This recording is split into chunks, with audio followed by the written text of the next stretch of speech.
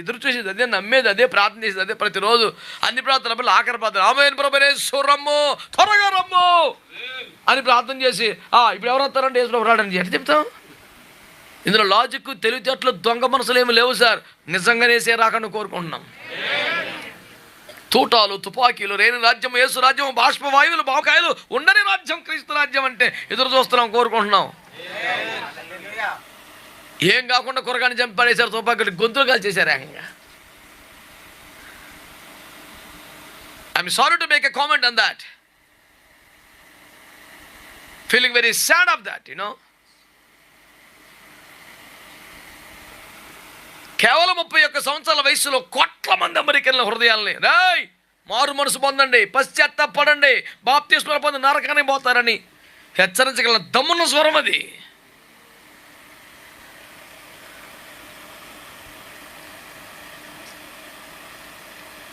చాలామంది అడిగారు, అంటే ట్రంప్కి అనుకూలం కాబట్టి, ట్రంప్ పరిపాలన చేస్తున్నాడు కాబట్టి, మీరు అమెరికా తొత్తులు కాబట్టి ఇప్పుడు వాటికి విచారం ప్రకటిస్తున్నావా?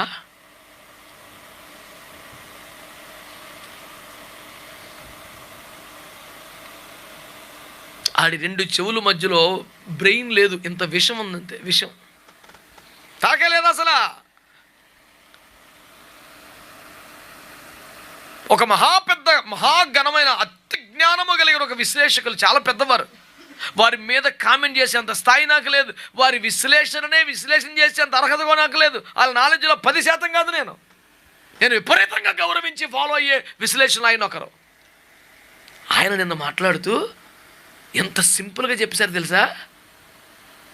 I was shocked by his watching his analysis it all. ఏమంటారు తెలుసా? ఆయన గన్ కల్చర్ని బాగా ఎంకరేజ్ చేశాడు, చివరికి గన్కి బలైపోయాడు. ఎంత విచారకరం. ఇది మనకు ఒక పెద్ద పాఠం.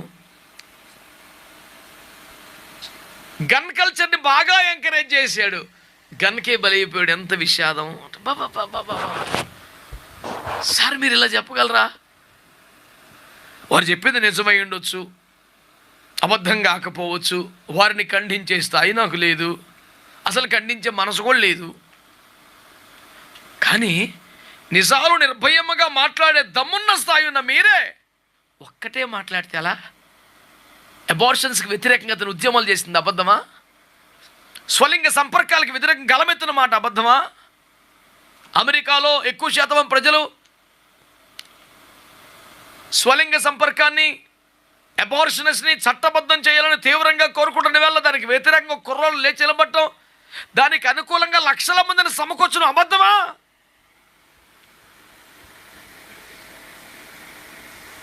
మీరు ఒక అద్భుతమైన వాస్తవాన్ని చెప్పారు. ఏవో అవాస్తవం తెలుసు, మీకు నాలెడ్జ్ పెట్టి ఓకే. కానీ చెబుతూ పాపం పిల్లోడు అబార్షన్స్ వ్యతిరేకంగా కష్టపడ్డాడు. ఎల్జీబీటీ సంస్కృతిని గురించి కూడా ధైర్యంగా మాట్లాడాడు. పురుషులను స్త్రీలను వివాహం చేసుకునే పద్ధతి కాదని ఖండించాడు.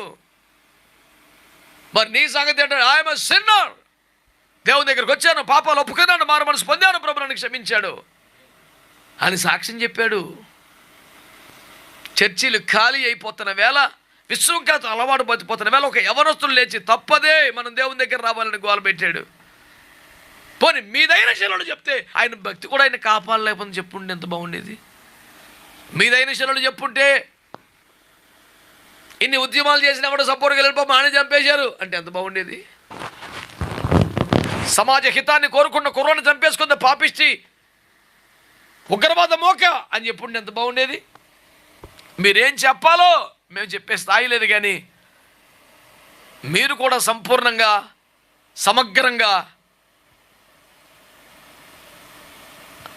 సత్యాన్ని మాట్లాడకపోవడం, ఏదైనా ఒక పాయింట్ మాత్రమే విశ్లేషణ వదిలేయటం ఖచ్చితంగా బాధ అనిపించింది.